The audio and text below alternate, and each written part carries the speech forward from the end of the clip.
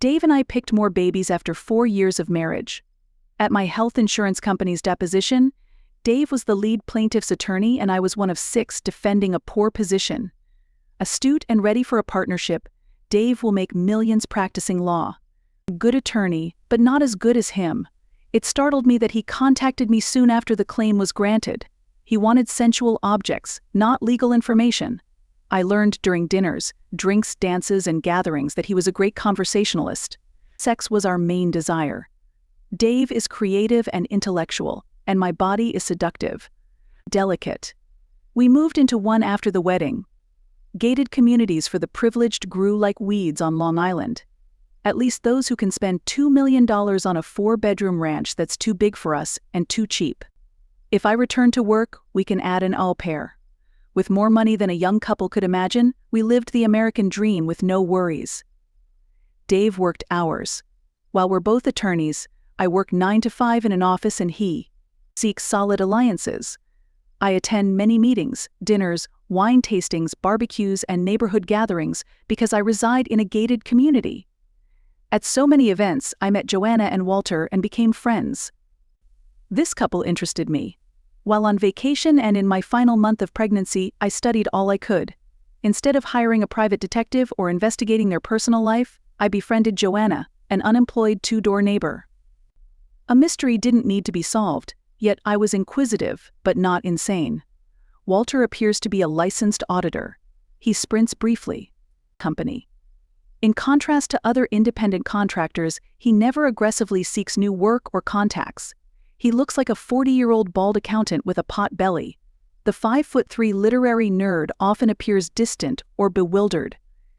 Never quite fit in with the boys. Doesn't drink, fish golf, or fit our community's alpha male stereotype. His shyness with women is surprising for a married man. He blends in like a gentleman. Still, Joanna is gorgeous, vibrant, and enticing. About 30, but she appears younger and is completely dedicated to Walter. She has a grin that would make the Mona Lisa blush, a figure I could not equal on my finest day, breasts the size of a small pineapple, possibly expanded, and an intriguing sultriness that calls for sex. It was before she had 2 kids. She's only gotten mad at me twice. You chastised several males who were mocking Walter in front of her, and they left. Also, a local ladies' man tried to shame her with your actions. She made it clear that he and anybody else would fail, so he was probably pleased his testicles were still intact. Only Walter has her belongings, her evident. An unhealthy Walter fixation. Walter may not realize it, but we do. He loves and respects her, but he's also tedious to watch others understand signals. After so long, he may have accepted it. They can afford to live here and are 2 doors down. The neighborhood seems to be toyless. The automobiles lack personality. Some suggest boats, man cave houses with mahogany bars and 6-foot TVs, but the yard doesn't have them. Like other homeowners, they have a backyard pool and BBQ. Some houses, but nothing special. While she didn't follow fashion trends, she was never broke. She wore 2 little gold cylinder earrings, a gold wedding ring, and a simple but decent wedding band. They can buy toys, so they don't need to show them off to compete. Their children are a 2-year-old girl and a 6-year-old boy. These polite, charming kids are treasured by their parents. A Latina girl cares for them, like a maid or nanny, along with stay-at-home mother Joan. They're usual. Nothing special, but I think my 6-year-old son attends a top private school. While his father works and the nanny watches the baby, mom drives him to and from school. That time I was 8 months plus a leave.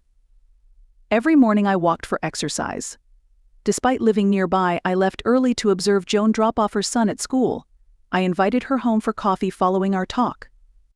After taking her son to the gym, shopping, and a busy morning, she promised to stop over for coffee and discussion at lunchtime. I knew their story, but I wasn't ready for that day. It was my fault. Joanna was late. As we sipped coffee and spoke about pregnancy and kids, I asked if she wanted more. Walter says it's his choice. As events unfold, more will be given if requested. If not.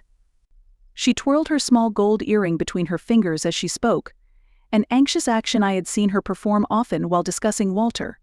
It's not the 1800s, so you have an opinion. He cannot coerce. Gestation. Walter would never act that way. He's great, I can't imagine marrying anybody better. I'll do anything to make him happy, including having and not having kids.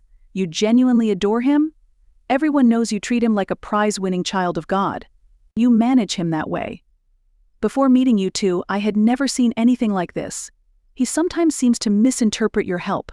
She twirled the earring again and whispered, I hope he never realizes. I examine her after that odd comment. You want him gone. Understand your love. Not that clarifying is hard. Hi Roberta, short question. Can you keep a secret if I tell you lawyer? Like a lawyer's secret client, always discussed? If hired I can, have issues? Does Walter threaten or damage you? Nothing like that. One cautionary tale that will never happen again. Qualifications for employing you? Very easy. For $10 up front, we can construct attorney-client privilege verbally. She smiled and gave me $20 from her purse. Count yourself employed.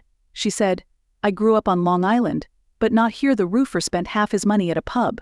We never had much money. We were lower middle class, yet Mom was a hairdresser and brought home certain stuff. Despite his drinking, womanizing, and fighting, I graduated high school and got into secretarial school. I met Walter at an employment agency. Solid on temporary jobs, his secretary's maternity leave. Her assistant covered for her, so they hired me. So I was second cast. When was this? About 10 years prior. I was 24 and weary of partying and looking for a serious partner. I was a selfish little bitch who wanted a decent life after living with a wealthy spouse for a few years. Walter looked great. His ignorance and inexperience were worse at 32, 8 years older than me. He wasn't rich, but he had a business, a decent apartment in a nice neighborhood, and the makings of a good first husband. We started dating after I quit his office and moved in with him. We married a year later. Walter was relaxed and kind.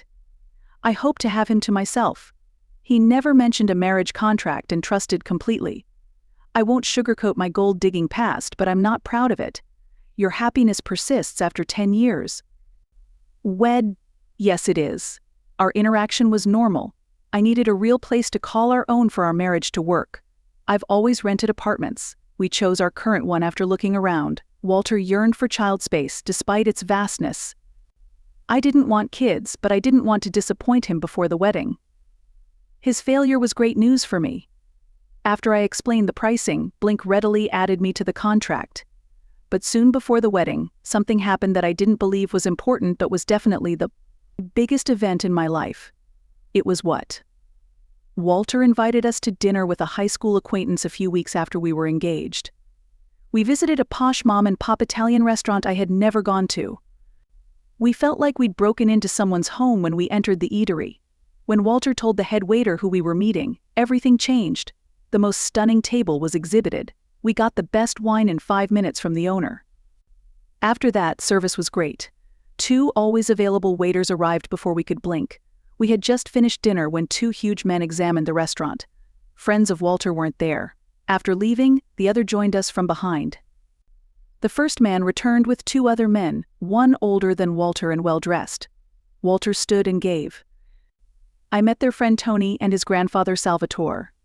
I spent my childhood on Long Island, so these 2 were close, unlike Walter. He said he didn't know Tony was an old-school friend when I asked. They usually left quickly. After the old man delivered a little toast, they drank to celebrate our wedding success. Tony gave me a gift before marriage. I discovered they cuddled and fled with $10,000 diamond earrings. Tony wasn't seen again for 2 years after the empty wedding. Life is said to have continued. Marriage, moving, buying furniture, and decorating distracted me from dinner. Walter never seemed ambitious despite working daily. I continued asking if he wanted to grow the firm and add clients, but he always said he was happy. Money was never an issue. He never protested to my purchase, even though I didn't know how much he had. You married happily. We get along in our marriage. Walter is nice, sensitive, and sweet, but women demand more in bed. Before seeing Walter's value, I wasn't ready to divorce. I needed caution but more strength. I had no plans at home.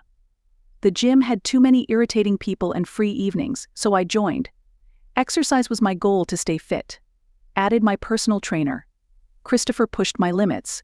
Indoors and outside the gym, Height 1.85 meters, he was partially Italian and tough as nails. Our secret enterprise involved weekly hotel parties and games. He persisted in getting me what I needed, a connection. Did Walter discover this? Never, but it ended badly and didn't happen again. It's amusing that Chris and I booked a hotel room because Walter worked 2 days and a night. Although we frequently hung out for 2 hours throughout the day, we had never done this. It should be fun for us both. Few recollections remain. I believe they both gave us medicines. One evening, 6 strong men forced us into a car and took us to a distant warehouse. Chris sold steroids, therefore I assumed a link. It looked terrible, but I was in the wrong place at the wrong moment. Are you captive? What happened? How did you escape? Did Walter learn? Like she had sealed herself off from the world, her voice became monotone as she told me her story. Her descriptions frightened me. After the drugs started, I was shackled to a chair.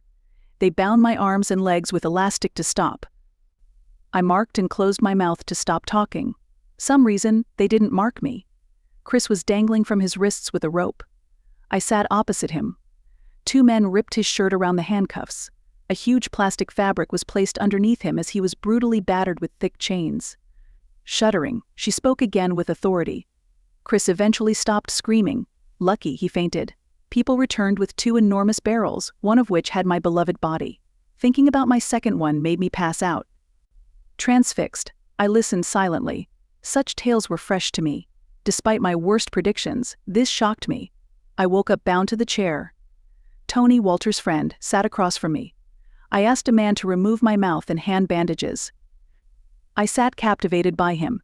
He gave me a flask of drink from his coat, cleared my throat. After a sip. Though strong, I needed it. Alcohol warmed me despite my ill-fitting garments and cold weather. Tony spoke softly. Let's speak, Joanna. I need complete honesty. Can Joanna help?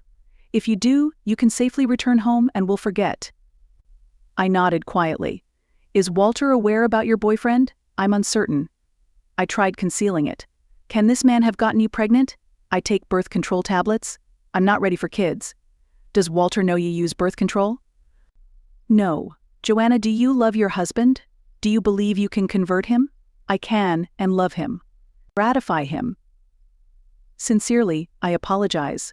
Only needed. He blocked me with his hand. As you may not know, your spouse is one of the smartest individuals I know. He could write and teach well if he wanted. He is adept at money laundering and evasion. His clientele and workplace are small. Friends, family, and business associates are clients. Several cartels in this country paid him. Walter is special because of or despite his abilities. We realize this and want him to be happy. You saw today that many people want him to be happy and will do whatever to make him happy. We think you can cheer him up. I love Walter enough to make him happy. We share nothing private. Walter likes you and we talk a lot. We don't want to disappoint him because you're the perfect wife and mother. We're gold diggers like you. You were unaware of. Walter has an amazing gold collection. Trying to get it will enrage too many people and ruin the experience. My mates will transport you home safely and to your car. Knowledge is unnecessary for Walter. After 1 month of assurance, give Walter his children and quit birth control. Will you assist me? Indeed.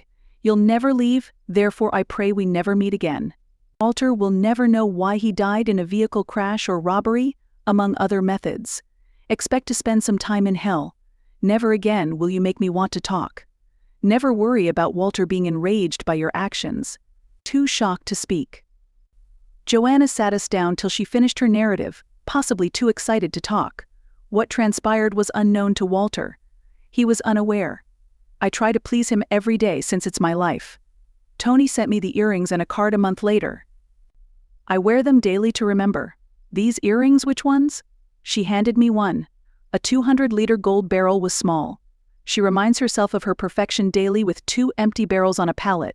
Subscribe to our channel and listen to the better narrative to stop your second chaff from lying. If you're under 18, skip the next one.